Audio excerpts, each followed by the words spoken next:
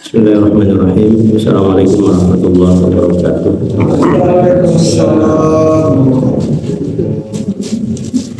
Alhamdulillah, wassalatu wassalamu ala rasulillah Sayyidina Muhammadin ibn Abdullah wa ala alihi wa sahbihi wa mawala. Rabbana shrah lana sudurana wa yassir lana umurana wa hlul 'uqdatam min lisanatina yafqahu qawlana. Allahumma la sahla illa ma ja'altahu sahla wa anta taj'alul kulla haznin syi'ta sahla. Subhanaka la ilma lana illa ma 'allamtana innaka antal alimul hakim. Syukur kita panjatkan kepada Allah di pagi hari ini. Allah masih memberikan keringanan kepada kita untuk beribadah kepadanya. Semoga Allah terima amal ibadah kita, Allah ampuni segala dosa kita. Salawat dan salam semoga tercurahkan kepada Nabi Muhammad SAW, kepada keluarganya, para sahabatnya, para salihin. Semoga Allah berkenan mengumpulkan kita bersama mereka di surga. Ini suaranya jelas, cukup jelas ya. Tes jelas ya. Suara saya pelan nih. Ini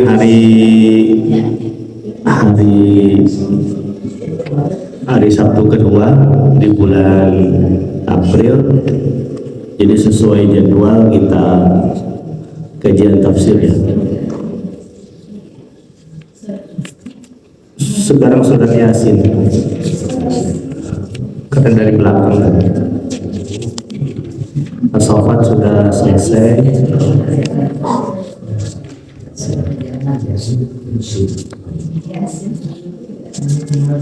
Surat Yasin.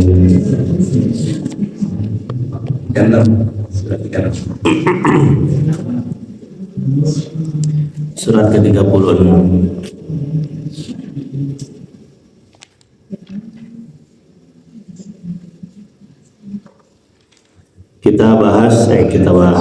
Kita baca ayat 1 sampai ayat ke-12, tapi nanti kita bahas sesuai waktu ya. Waktu kita insya Allah sampai zuhur.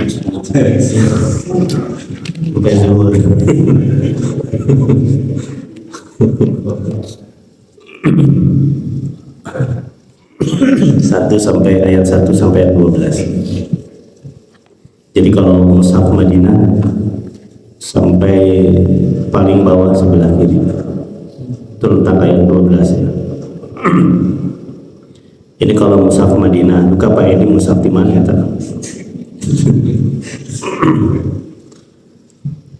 A'udzu billahi minasy syaithanir rajim. A'udzu billahi minasy syaithanir rajim. Bismillahirrahmanirrahim. Bismillahirrahmanirrahim. Yasin. Yasin. Wal Qur'anil Hakim. Wal Qur'anil Hakim. Innaka laminal mursalin. Innaka laminal mursalin.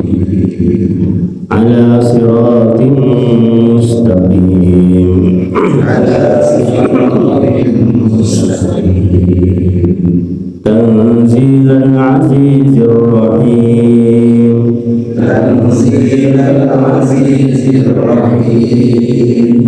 Litunzira qauman ma unzira aba'uhum fahum ghafilun.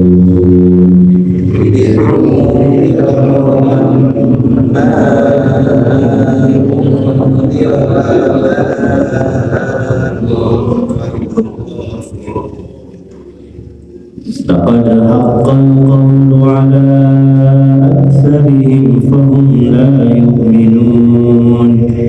لقد حق القول على أكثرهم فلا يؤمنون. إنا جعلنا في أعناقهم أغلالا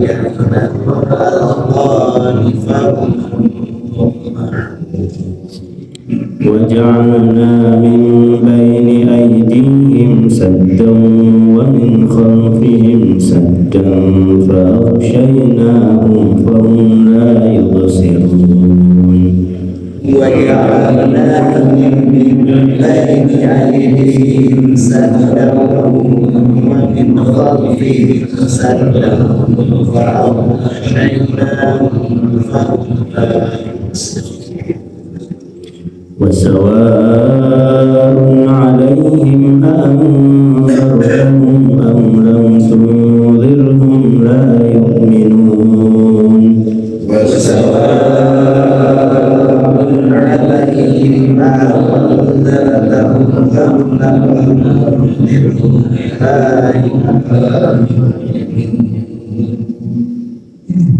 إنما تنذر من اتبع الذكر وخشي الرحمن بالغيب إنما تنذر من اتبع الذكر وخشي الرحمن بالغيب فبشره بمغفرة وأجر كريم وبشره بمغفرة وأجر كريم إنا نحن نحيي الموتى ونكتب ما قدموا وآثارهم إنا نحن نحيي الموتى ونكتب ما قدموا وآثارهم وكل شيء أحصيناه في إمام مبين وكل شيء أحصيناه في إمام صدق الله العظيم. صدق الله.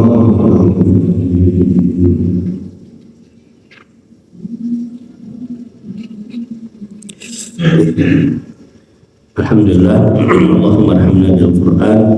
Semoga apa yang kita baca menjadi syafaat nanti di akhirat. Bapak Ibu yang Allah muliakan, ini surat Yasin, surat ke-36, salah satu surat yang ada di dalam Al-Quran. Sebagian ada yang mengatakan inna likulli syai'in qalbun wa qalbul Quran Yasin. Ada yang mengatakan segala sesuatu itu punya hati, dan hatinya Al-Quran itu adalah surat Yasin. Wallahu a'lam, apakah ini hadis Nabi, apakah ini qaul perkataan sahabat tabi'in atau perkataan ulama.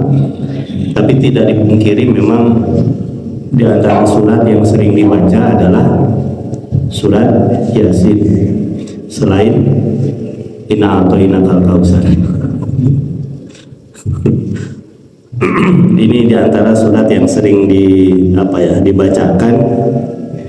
Isinya banyak tentang pengingat ya, walaupun seluruh ayat dalam Al-Quran ya isinya diantaranya adalah tentang pengingat. Sebagian ada yang mengamalkan untuk mendawamkannya di malam Jumat. Walaupun sebetulnya kalau mengikuti riwayat hadis Nabi, yang dianjurkan dibaca hari Jumat itu adalah surat Al-Kahfi. Berarti kalau malam Jumat karena sudah masuk hari Jumat, yang dianjurkan adalah surat Al-Kahfi. Tapi mau baca surat Yasin ya tidak ada masalah juga. Karena mau baca Quran pun tidak naon. Malam Jumat kamu baca surat Yasin. Tapi kalau ingin mengamalkan seperti yang Nabi sarankan, itu baca surat Al-Kahfi. Nah, surat Yasin ini diantara surat yang diawali dengan huruf muqatta'ah. Huruf muqatta'ah itu huruf yang awalnya itu ada kayak pembuka, alif lam mim, alif lam ra, kaf ha ya ain mim shad, dan sahabat-sahabatnya. Termasuk juga ini adalah Yasin. Apa maknanya? Wallahu a'lam bishawab. Dan ini menjadi diantara al-mutasyabihat. Al-mutasyabihat itu ayat yang samar-samar maknanya. Wa ma ya'lamu ta'wilahu illallah. Tidak ada yang mengetahui ta'wilnya kecuali Allah Subhanahu wa taala. Allah berfirman, Yasin, apa maknanya? Wallahu a'lam. Wal Qur'anil Hakim, ini ayat keduanya. Demi Al-Qur'an yang maha, demi Al-Qur'an yang bijaksana. Ini diawali pakai wawul qasam. Wawul qasam itu wa sumpah. Artinya Allah bersumpah dengan Al-Qur'an. Apakah boleh Allah bersumpah dengan selain zatnya? Kalau Allah boleh. Tapi kalau manusia tidak boleh bersumpah kecuali atas nama Allah. Termasuk atas nama Rasul tidak boleh. Kadang-kadang suka terobsesi, terdorong untuk meyakinkan lawan bicara, jadi ditambah demi Allah, bener dah demi Allah, demi Rasulullah, makanya terpercaya. Padahal cukup dengan demi Allah. Ada hadis Nabi SAW, man halafa bi ghairillah faqad kafar. Siapa yang bersumpah dengan selain nama Allah, maka telah jatuh kufur. Artinya sumpah itu hanya atas nama Allah. Tidak boleh sumpah atas nama Rasul, atas nama orang tua, apalagi sumpah demi cinta kepadamu. Jadi sumpah itu hanya atas nama Allah. Yang boleh bersumpah dengan selain nama Allah itu hanya Allah sendiri. Jadi Allah boleh bersumpah dengan zatnya. Allah boleh bersumpah dengan seluruh ciptaannya. Dan ketika Allah bersumpah dengan salah satu ciptaannya, maka itu menunjukkan bahwasannya apa yang dicipta oleh Allah tersebut punya nilai yang tinggi, punya nilai yang istimewa di pandangan Allah Subhanahu wa taala. Wadduha wal laili idza saja, demi waktu duha, wal laili idza saja, dan demi malam ketika berangsur gelap. Pergi apa gelap saja? Pergi. Itu berarti waktu duha itu punya waktu istimewa di hadapan Allah Subhanahu wa taala. Wal laili idza yaghsha, demi malam apabila sudah masuk gelap gulita. Nah, Al-Qur'an ini bukan ciptaan Allah. Al-Qur'an ini adalah kalam Allah. Kecuali dulu ada sekte namanya sekte Mu'tazilah. Orang-orang Mu'tazilah berpendapat bahwasannya Al-Quran itu adalah makhluk. Kenapa Al-Quran itu adalah makhluk? Mereka punya niat baik tapi caranya salah. Mereka menganggap kalau Quran ini bukan makhluk atau perkataan Allah, atau kalau Al-Quran ini ada perkataan Allah, berarti ada sesuatu yang abadi selain Allah, yaitu perkataannya. Maka untuk membersihkan Allah dari sesuatu yang bersanding dengannya sehingga terkesan ada yang kekal selain Allah, maka berarti Al-Quran itu bukan kalam Allah. Al-Quran itu adalah makhluk Allah. Jadi keyakinan orang Mu'tazilah. Tapi apa dampaknya kalau mereka meyakini Quran itu adalah makhluk Allah? Kullu man 'alaiha fan, setiap makhluk Allah itu pasti akan binasa. Berarti Al-Quran itu harus binasa. Al-Quran itu pada akhirnya tidak akan sesuai dengan waktu dan tempat. Maka akan terjadi anggapan Quran itu pada saatnya tidak akan relevan lagi. Makanya kenapa orang-orang yang punya keyakinan Mu'tazilah itu seringkali lebih menggunakan logika daripada dalil gitu. Karena itu dampak awal dari tadinya menganggap Quran itu adalah makhluk itu kalau dirunut. Nah, versi kita Ahlussunnah, Al-Quran itu adalah kalam Allah, perkataan Allah, dan kita tidak perlu memikirkan bagaimana Allah berbicara, yaitu urusan Allah gitu. Sebagaimana kita meyakini Allah mendengar, tidak yakin kan? Tapi kan kita tidak pernah mikiran itu kumaha Allah cara ngupingna gitu. Sebagaimana Allah maha melihat kita, dan Sami'un Basir, Maha mendengar, Maha melihat. Tapi kan kita tidak pernah memikirkan bagaimana cara Allah melihat kita. Tapi yakin Allah itu Maha melihat setiap tingkah laku kita. Nah, ini kembali ke yang tadi, ini Allah bersumpah dengan Al-Quran. Al-Quran bukan makhluk Allah, perkataan Allah. Ini menunjukkan bahwasannya kalam Allah itu memiliki posisi yang tinggi di hadapan Allah, dan ini menjadi peringatan bagi manusia bahwasanya ini yang Allah turunkan berupa Al-Quran itu adalah Al-Hakim, yang maha bijak, yang sangat bijaksana. Makanya isi kandungannya itu tidak pernah satu, tidak ada yang bertentangan antara satu ayat dengan ayat yang lain. Yang kedua, kalau berkaitan dengan hukum, pasti ada ijaz tasyri'nya. Ijaz tasyri' itu apa ya? Keutamaan Al-Quran dalam pembahasan syariat. Semua aturan, semua aspek kehidupan manusia itu dibahas di dalam Al-Quran. Kalau tidak dijelaskan secara rinci, maka dijelaskan di dalam hadis Shallallahu Alaihi Wasallam secara lebih rinci. Kemudian segala syariat yang dijelaskan dalam Al-Quran pasti memberikan manfaat kepada manusia. Contoh begini dalam Al-Quran itu, kutiba alaikumul qitalu wa huwa kurhun lakum, ya ayyuhalladzina amanu kutiba alaikumul qisasu fil qatla. Wahai orang yang beriman, maksudnya penguasa ya, diwajibkan untuk menegakkan hukum mati bagi siapa yang melakukan pembunuhan. Ketika ini kan sadis ya, kok Allah memerintahkan untuk mencabut nyawa orang atas kasus pembunuhan.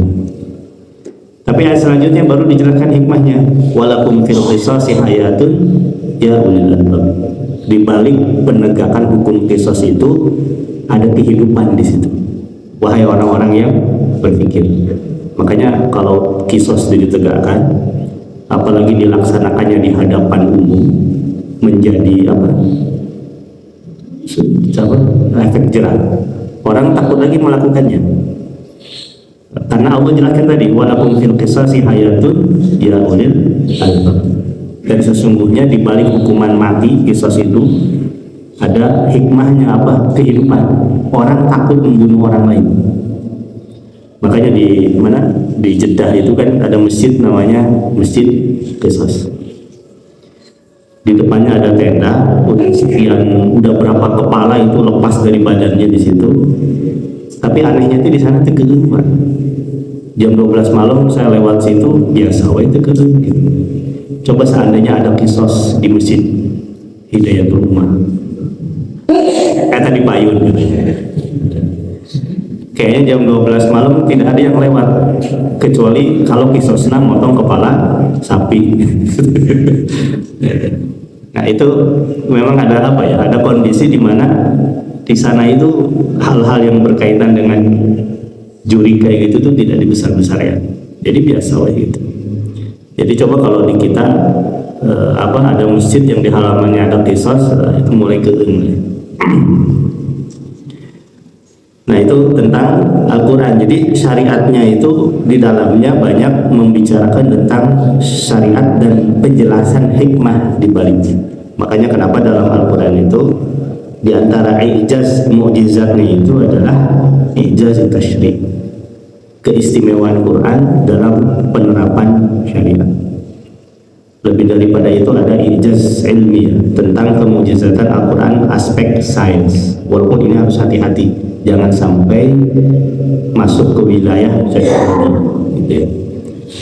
Mencocok-cocokkan dan validasi dan kebenaran Quran tidak harus ada validasi dari sains, karena boleh jadi sains yang belum bisa menemukan.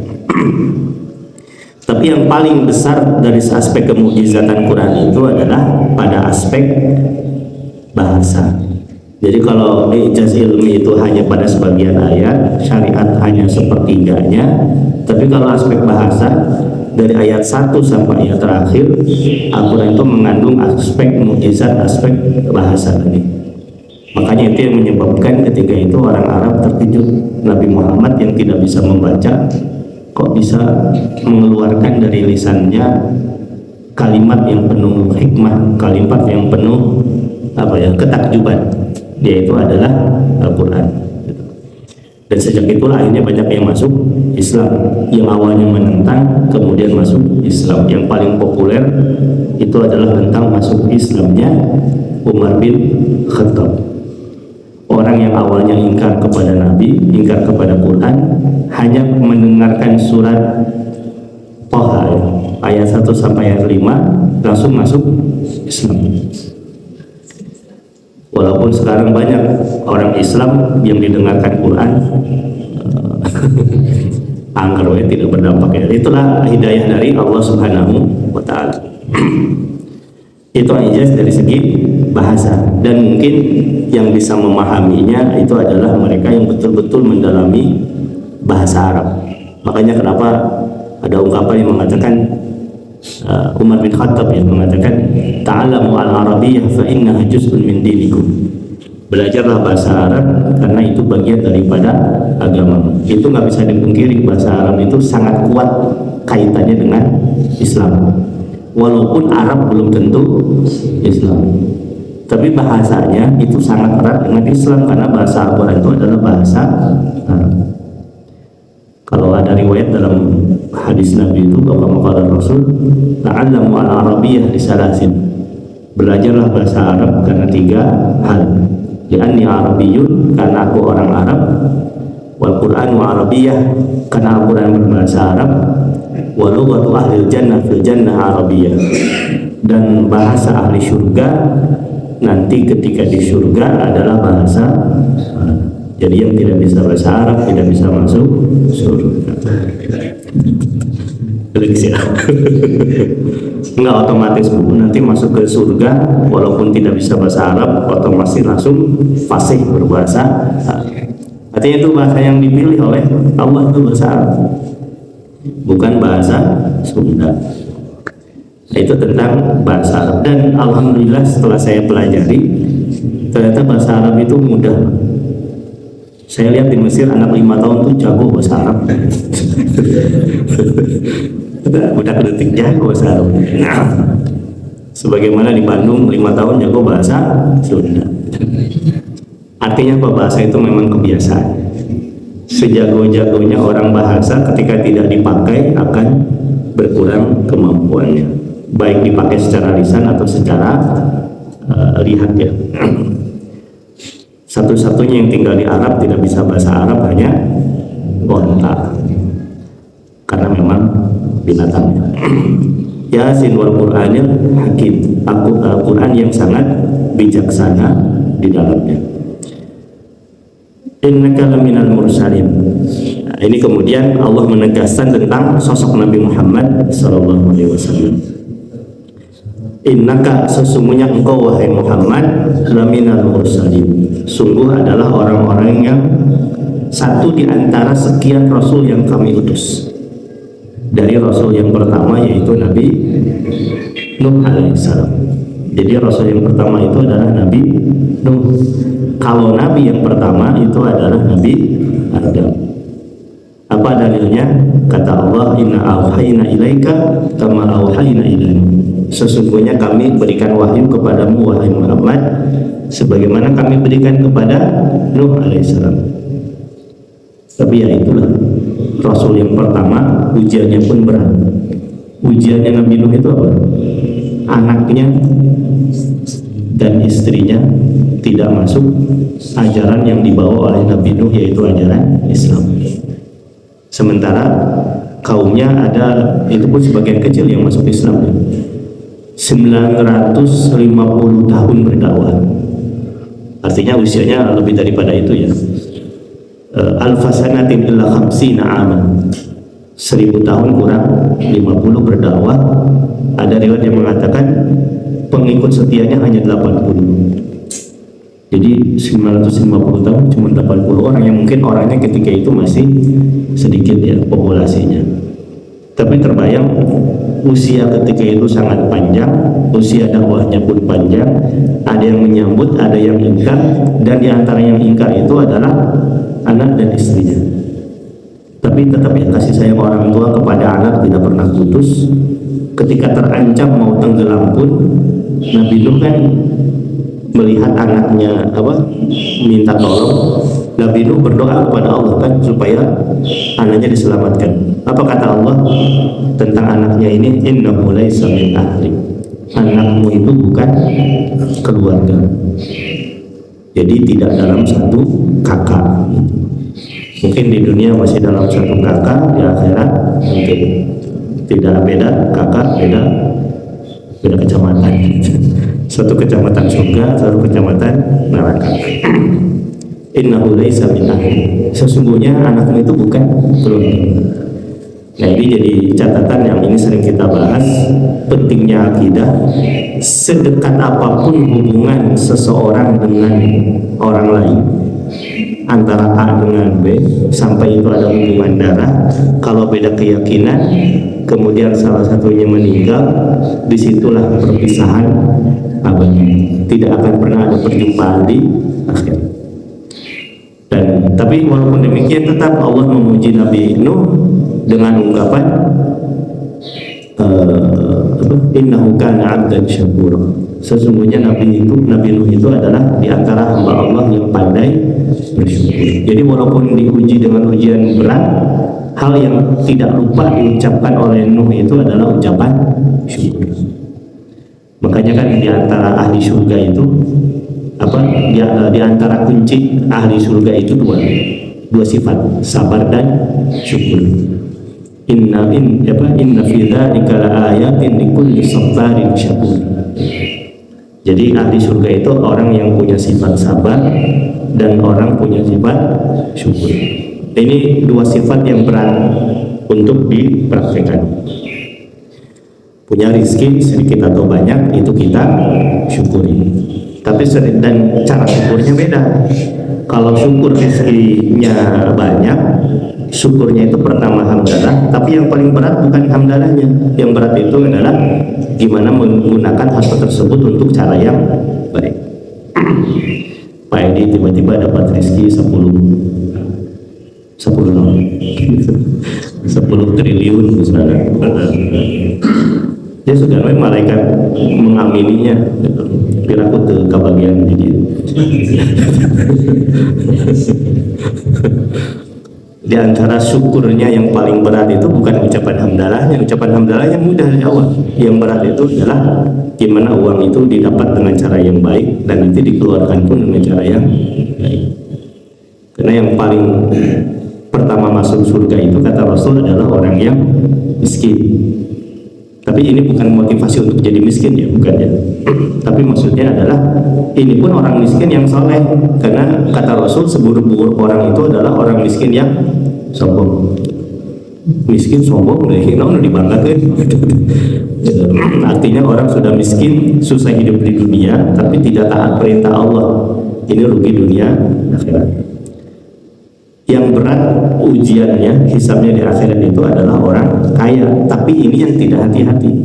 Tapi kalau sudah orang kaya tapi hati-hati, ini yang kata Nabi SAW, ni'mal mal saleh fi abdin saleh. Sebaik-baik harta itu adalah harta yang ada dalam genggaman orang saleh.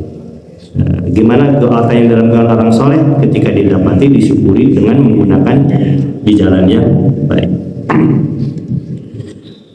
Pun juga kalau harta kurang, bentuk syukurnya itu adalah qanaah, tetap husnuzon kepada Allah Subhanahu wa taala. Semua sudah ditakdirkan oleh Allah. Juga sifat syukur ternyata berat. Apapun kondisi yang sudah Allah berikan kepada kita, harus kita syukuri. Baru terasa nikmat Allah itu berharga biasanya ketika nikmat Allah itu sudah dicabut. Kita merasa nikmatnya sehat kapan? Ketika sakit kan, ketika sehat mah biasa gitu. Tapi ternyata sakit itu nikmatnya sehat baru terasa. Nikmatnya gigi itu adalah ketika makan sesuatu yang keras kita masih bisa memakannya, dan itu akan terasa nikmat lagi ketika gigi kita sudah tidak bisa maksimal. Pun juga sakit yang lain. Itu tentang syukur ya. Juga sabar itu adalah yang berat. Nah, ini Rasul yang pertama adalah Nabi Nuh alaihissalam.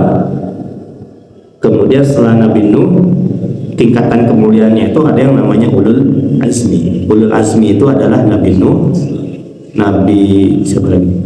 Nabi Musa, Nabi Ibrahim, Nabi Isa, dan Nabi Muhammad SAW. Dikatakan Ulul Azmi karena ini di antara Rasul yang paling berat ujiannya.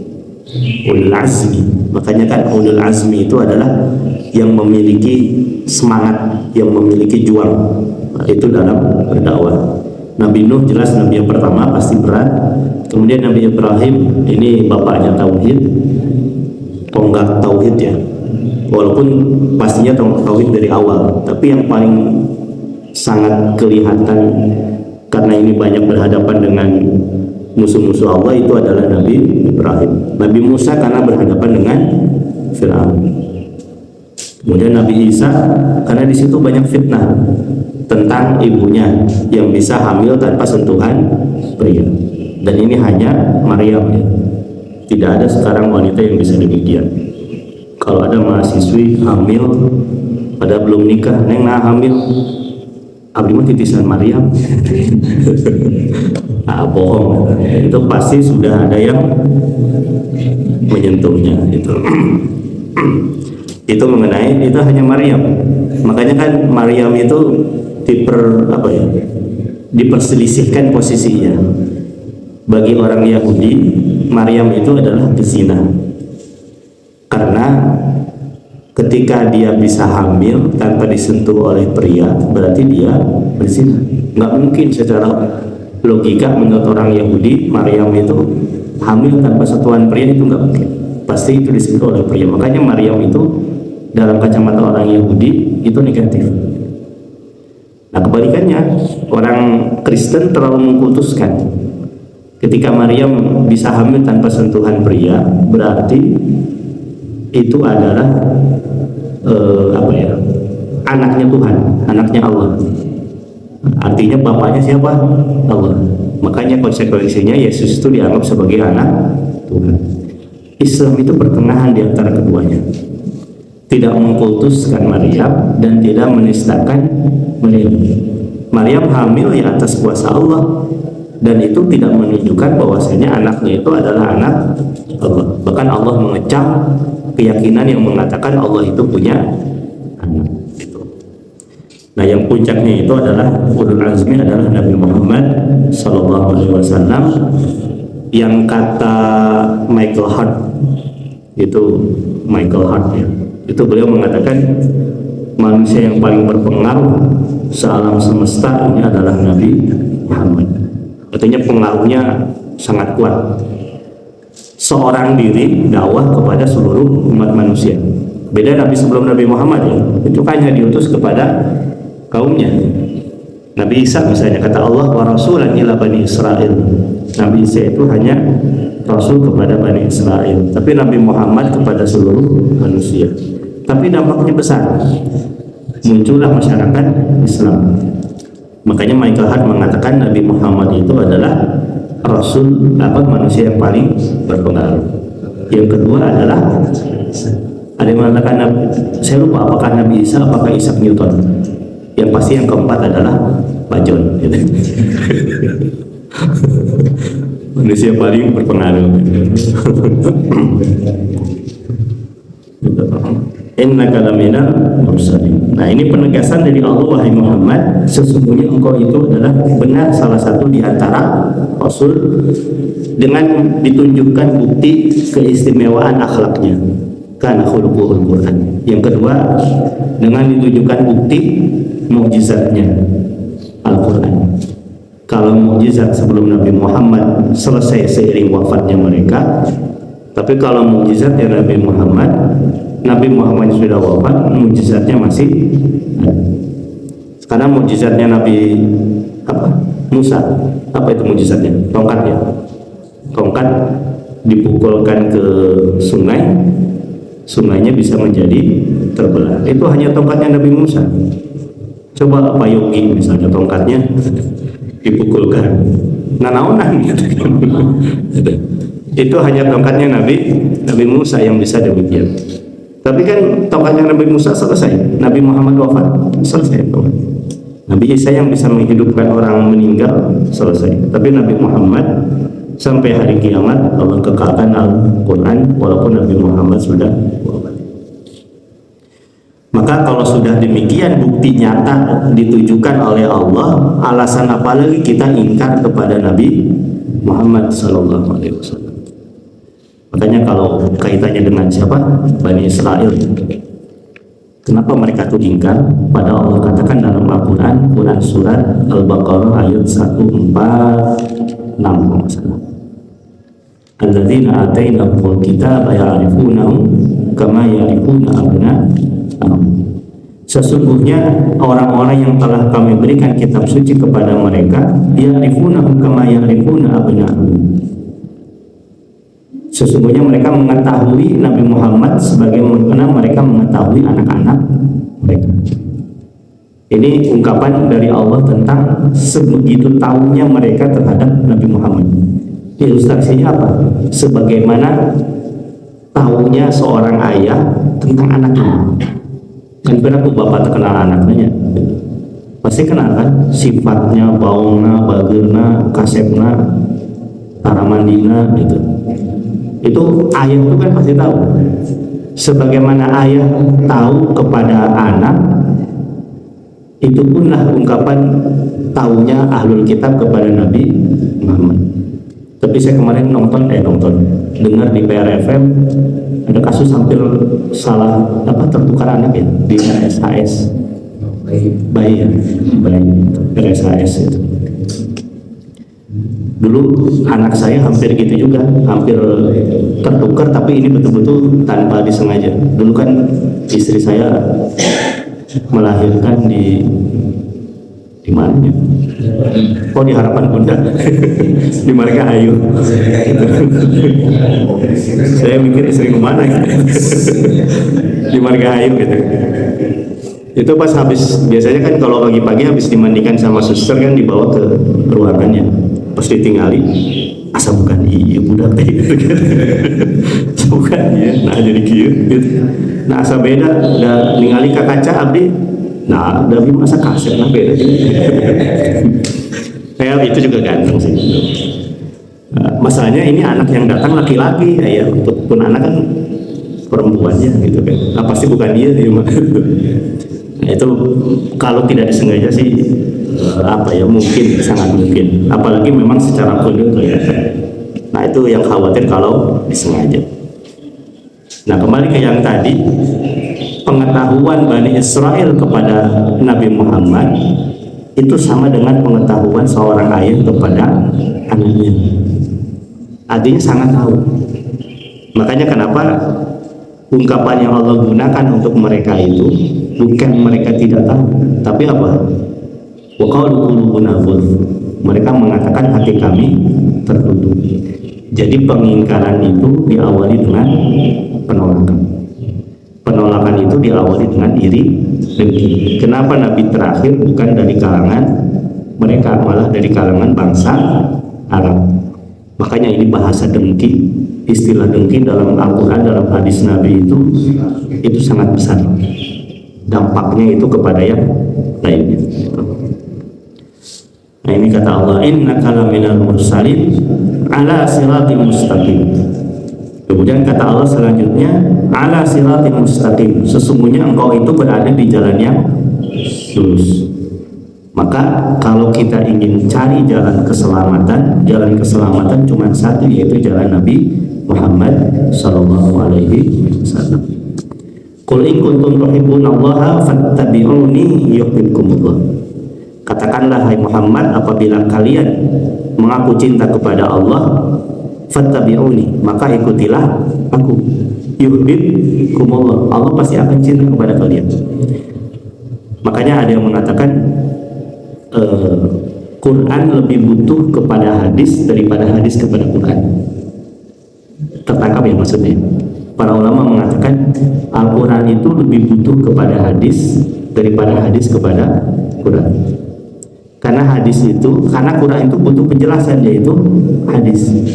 Sementara hadis itu adalah penjelasan daripada Al-Quran. Otomatis ketika kita membaca penjelasan sudah tercakup di dalamnya adalah yang dijelaskan.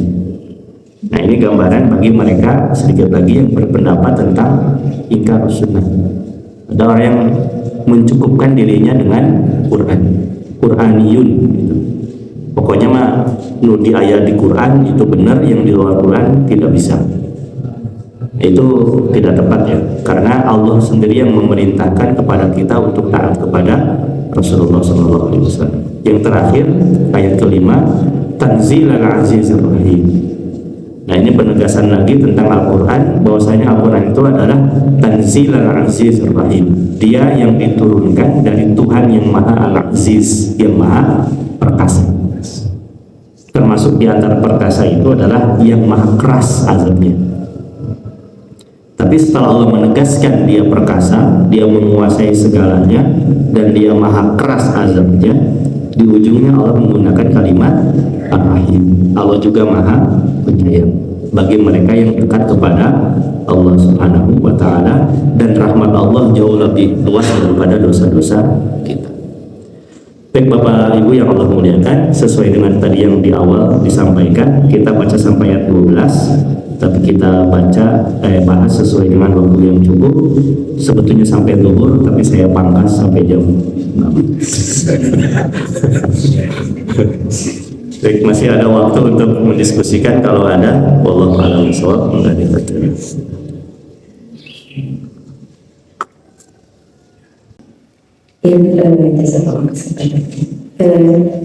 Yang pertama tentang tadi ya, kisah Umar yang masuk Islam setelah mendengar surat Toha. Dan kita sudah sampaikan, banyak yang mungkin mendengar surat ayat-ayat lain tapi tidak masuk Islam gitu ya. Apakah selain faktor hidayah ada faktor lain gitu? Karena kalau kita lihat ada mungkin peneliti yang jadi masuk Islam, tapi kan tidak semua peneliti juga jadi masuk Islam. Apakah hanya semata gengsi gitu ya, atau misalnya ada hal lain atau apa gitu? Karena sama seperti hanya ada yang masuk Islam gara-gara mendengar adzan, kan adzan pada berkali-kali ya. Nah, itu faktornya apa? Kemudian yang kedua, dalam bab waktu kan Al-Quran itu disebutkan hudalil muttaqin ya, berarti Quran ini kan petunjuknya bagi orang-orang yang bertakwa. Tapi di Quran ini kan ada juga seperti kuliah ayyuhal kafirun gitu kan, berarti ada seolah tersirat kita tuh harus menyampaikan ke orang-orang kafir seperti ini gitu ya. Jadi apakah memang itu menjadi betul-betul kewajiban mutlak untuk berdakwah gitu? Karena kan ya itu ayat itu bukan ya ada perintah-perintah seperti itu gitu. Yang terakhir berkaitan dengan jodoh, kalau tadi dikatakan dalam surat An-Nur 26 itu kan ada yang laki-laki yang baik untuk perempuan yang baik gitu ya, yang keji dengan yang keji gitu kan. Kalau di An-Nur 26 kita lihat tadi bagaimana dengan yang tadi dicontohkan seperti Nabi Nuh, Nabi Lut ataupun Fir'aun, kan pasangannya bukan orang-orang yang selevel dengan mereka gitu ya. Dan itu apakah itu pun jodoh gitu ya? Karena sekarang mungkin sering ada fenomena orang jadi takut gitu ya menikah tuh karena dia sudah baik-baik, sudah dengan mencari pasangan dengan cara yang terbaik, tapi ternyata dapat pasangannya yang tidak baik gitu, sehingga yang ketakutan gitu ya. Jadi apakah sebetulnya mungkin lebih jauhnya yang dimaksud jodoh itu seperti apa gitu? Apakah memang otomatis ketika kita jadi orang baik akan dapat pasangan yang baik gitu kan? Ada tadi contohnya di At-Tahrim terakhir ya kayak gitu seperti itu. Nah itu seperti apa? Kita tahu.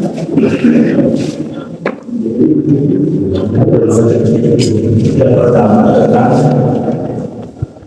ini ya, Quran surat Toha tadi. Umar bin Khattab hanya mendengar 5 ayat dari Quran surat Toha masuk Islam. Tapi ada orang yang berkali-kali mendengarkan Quran bukan masuk Islam, malah tetap dalam keingkarannya. Begini, bagaimanapun juga hidayah itu adalah hak prerogatif Allah pertama. Yang kedua, hadiah hidayah itu asli katanya sama dengan hadiah. Hidayah, hadiah. Hadiah itu bahasa Arab, bukan bahasa Indonesia. tapi kemudian menjadi bahasa serapan, menjadi bahasa Indonesia. Makanya banyak yang menganggap kalau kita berangkat ke Arab, kemudian kita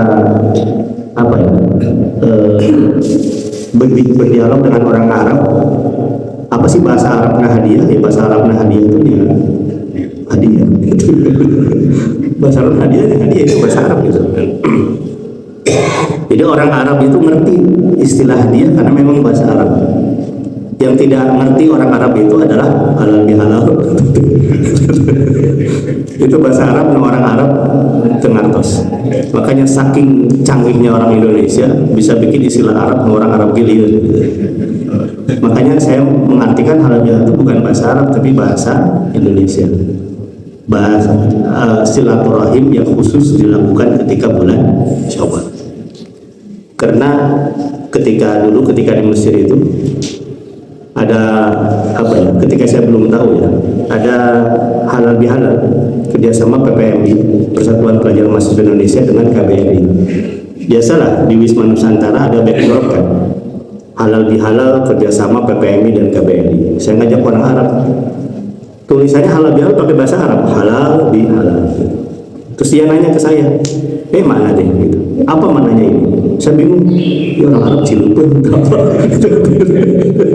Banyak tengah orang Arab gitu. Ternyata itulah canggihnya kita orang Indonesia. Makanya tapi itu istilah yang bagus ya, halal bihalal. Nah kembali ke yang tadi, jadi hidayah dengan hadiah itu istilah bahasa Arab yang asli katanya itu sama, asli hurufnya ya, ada ya. Ini sering kita bahas juga ya, kalau tidak salah sebagai pengingat aja. Kita itu kalau ngasih hadiah kepada orang lain, pasti kita karena diawali dengan respect kita kepada dia. Saya ngasih hadiah kepada mahasiswa, kan diawali dengan respect saya kepada dia kan. Apakah nilainya bagus, apakah karena akhlaknya bagus, atau karena yang lainnya. Tapi ada respect saya kepada dia, makanya saya kasih hadiah. Pun juga hidayah itu Allah berikan kepada seorang hamba karena Allah respect kepada hamba tersebut. Nah respectnya itu hanya Allah yang tahu. Apakah karena memang dia orang kafir tapi punya sifat yang baik, ataukah dia orang kafir tapi Allah Maha tahu respect Allah kepada dia itu karena dia punya pengaruh yang kuat. Kalau dia masuk Islam dampaknya akan besar. Kan kebayang kalau Donald Trump tiba-tiba masuk Islam, dan Donald Trump tiba-tiba masuk Islam ujungnya bukan ngebom Iran malah ngebom Israel. Kan tengah ngahayal aja gitu. Karena pengaruhnya besar. Boleh jadi secara tabiat dia buruk, tapi Allah respect kepada dia. Respect tanda petik ya. Allah punya alasan kenapa Allah berikan hidayah kepada dia. Makanya Umar bin Khattab itu kan kondisi Islam berubah drastis ketika Umar belum masuk Islam dengan Umar sudah masuk Islam. Karena semua orang respect kepada Umar. Semua khawatir takut kepada Umar. Jangankan manusia, jin oke siun ke Umar. Makanya kan ketika Rasul manggil Umar, wahai Umar, datang ke rumah. Umar bergegas kan dipanggil Rasul. Menuju Rasul itu lewat gang. Sampai Umar datang ke Rasul, Rasul senyum. Sehingga Umar mengatakan, ya Rasulullah mayutbikuka. Ya Rasul, apa yang menyebabkan kau tersenyum ketika aku datang? Kata Rasul apa? Aku takjub melihatmu. Tadi sebelum kau lewat itu di gang itu banyak jin lagi nongkrong. Ketika kau lewat, jin lari terbirit-birit karena takut kepadamu. Jin sering ke Umar. Makanya ini menjadi dalil karena memang Allah lebih memuliakan manusia daripada jin. Yang kedua, tongsok nongkrong di jalan. Nongkrong di jalan itu berarti dijuri gitu. Itu Umar. Jadi respectnya itu bisa memang respect karena perbuatannya baik, atau bisa jadi respect karena respect tanda petik ya Allah punya alasan sehingga Allah berikan. Dulu yang membuat karikatur Nabi Muhammad itu ya, itu kan kecam, tiba-tiba masuk Islam. Ini kan rahasia Allah ya, kenapa Allah berikan hidayah kepada dia. Tapi dampaknya jelas ketika dia sudah masuk Islam. Orang yang membuat karikatur jadi berpikir lagi gitu. Ternyata ujungnya masuk Islam. Itu tentang hidayah. Makanya hidayah itu bukan hanya bukan hanya menunggu, tapi harus diperjuangkan. Di antaranya adalah doa.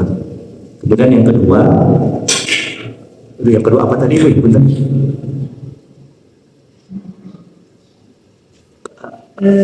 Tentang juga mutakin ada kuliah yang kafirun gitu harus. Oh ya. Memang ini ya, kekurangan kita itu sekarang dakwah lebih fokus kepada internal umat Islam. Dakwah kepada eksternal kurang gitu. Tapi saya melihat gini sih faktornya. Yang pertama, khususnya di Indonesia memang populasi umat Islam banyak ya. Mungkin dalam benak kita ulah mikiran umat lain lah, umat Islam lebih banyak mencan sholat ya. Makanya dakwahnya fokus kepada umat Islam dulu gitu. Tapi mungkin di kalangan minoritas dakwah kepada non muslim itu sangat populer. Tapi bentuknya bukan menyeru, tapi bentuknya adalah dengan cara dialog. Dan kalau dialog memang ada perintahnya dalam Al-Quran. Qul ya ahlal kitab ta'alau ila kalimatin sawa. Wahai ahlul kitab, marilah kita berdialog tentang kalimat yang sama. Apa kalimat yang sama itu? Alla na'budu illallah. Supaya kita tidak menyembah selain Allah Subhanahu wa taala. Atau faktor yang kedua, karena hak dan batil itu sudah jelas. Islam itu sudah jelas, kekufuran itu sudah jelas. Makanya kan ajaran yang dibawa oleh para nabi adalah ajaran Islam. Tapi yang ajarannya itu eksplisit disebut dengan namanya, yaitu Islam, itu hanya ajaran yang dibawa oleh Nabi. Kalau ajaran sebelum Nabi Muhammad itu Islam secara substansi, menyerahkan diri kepada Allah. Tapi setelah Nabi Muhammad, ajarannya dikasih nama, yaitu Islam. Raditu billahi rabban wa bil islami dinan. Makanya orang kafir pun sekarang sudah tahu tentang adanya agama Islam. Kemudian yang terakhir tentang di Quran surat An-Nur ya, laki-laki baik untuk perempuan baik, laki-laki jahat untuk perempuan jahat. Tapi faktanya kok Nabi punya istri kafir oke. Jadi kumaha katanya? Kok Nabi nikah dengan yang tidak baik? Apalagi kita berpotensi juga nikah dengan yang tidak baik. Kalau saya mengartikan istilah jodoh baik dan baik itu bukan secara kasat mata yang soleh dengan yang soleha. Tapi saya mengartikannya itu dengan siapapun menikah, kalau orang soleh, pasangannya baik atau buruk pasti punya dampak positif kepada dia. Pun juga kalau sebaliknya, laki-laki yang perempuan yang soleha menikah dengan laki-laki yang baik atau buruk ada dampaknya. Nabi Nuh istrinya kafir, tapi Allah memujinya innahu kana 'abdan syakur. Asia suaminya kafir Fir'aun, tapi Allah pun dalam Al-Quran memuji Asia sampai Allah menggunakan istilah perumpamaan orang mukmin itu adalah wa mar'ata Fir'aun, yaitu istrinya Fir'aun. Tapi Nabi Muhammad mukmin, istrinya mukminah juga. Itu pun terbaik, Allah memuji keduanya. Makanya konsep baik dan baik itu ya menurut kacamata Allah. Selama kita baik, ya pasangan kita apapun kondisinya punya dampak positif kepada kita. Karena kalau misalnya konsepnya adalah baik menurut kita, suaminya baik, istrinya tidak baik. Nah, Allah teki, Allah laki-laki baik untuk yang baik. Berarti bukan ini jodoh orang. Cari mulai kan. Ya, gue terus cari menurut perspektif dia. Jadi baik buruk itu adalah menurut perspektif Allah Subhanahu wa taala. Wallahu a'lam. Saya satu lagi, kalau misalkan dulu juga pernah cerita ada yang hafal Quran tapi akhirnya menjadi mursal, itu penyebabnya apa? Penyebabnya Quran surat Al-A'raf ayat 175. Insilah watlu alaihim naba'al ladzi atainahu ayatina fansalakha minha. Wahai Nabi Muhammad, bacakanlah kepada umatmu tentang sosok yang telah kami berikan ayat-ayat kami, yaitu Bal'am ya. Fansalakha minha, tapi kemudian dia lepas dari ayat-ayat kami. Fa'atba'ahu syaitan fakana minal ghawin. Tapi kemudian dia setelah dia lepas dari ayat-ayat Injil ketika itu, fa'atba'ahu syaitan fakana minal ghawin. Dia mengikuti setan, akhirnya tersesat. Tidak ada orang yang murtad tiba-tiba, nggak mungkin. Malamnya tahajud, siangnya saum, sorena udah murtad yuk. Itu nggak mungkin. Murtad itu pasti akumulasi dari dosa-dosa kecil. Makanya kasus Bal'am murtad itu Allah menggunakan kata insilah. Insilah itu seperti lepasnya siang ke malam. Itu tidak mungkin gelap tiba-tiba, pasti bertahap.